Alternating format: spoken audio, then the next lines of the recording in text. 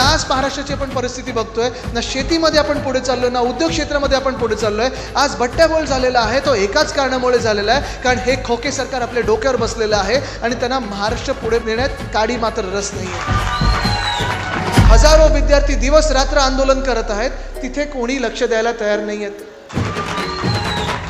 आज लाडक्या बहिणींना फक्त पैसे नकोय, फक्त मदत नकोय, फक्त आधार नकोय, तर सुरक्षा देखील पाहिजे. आणि म्हणूनच 24ला म्हणजे परवाकडे आपण महाराष्ट्र बंदची हाक दिलेली आहे. महाविकास आघाडी महाराष्ट्र बंद महिलांच्या सुरक्षेसाठी दिलेली आहे.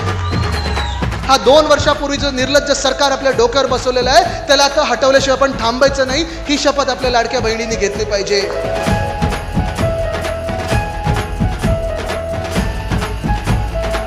अजूनही गावात गेलो, मी बांधावर गेलो तरी मला शेतकरी बांधव भेटून सांगतात, उद्धव ठाकरेंना सांगा की तुम्ही दिलेली कर्जमुक्ती आमच्यापर्यंत पोहोचली, पण फडणवीस साहेबांनी दिलेली कर्जमुक्ती होल्डिंगवर राहिली. खोके सरकारने तर कर्जमुक्ती अजून दिलेलीच नाही.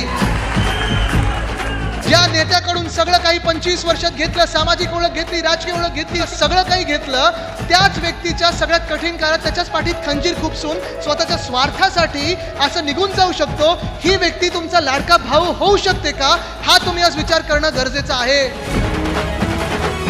आणि हे जर आपण सगळ्यांना महाराष्ट्राच्या स्वाभिमानासाठी लढायचं असेल, तर ह्या सगळ्या गैरसमजातून बाहेर राहून आपल्याला आपल्या एका महाराष्ट्रासाठी लढायला तयार राहायला लागणार. तयार आहात का? लढायला तयार आहात का?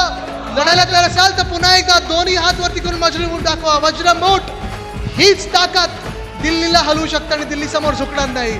धन्यवाद. जय हिंद, जय महाराष्ट्र, वंदे मातरम.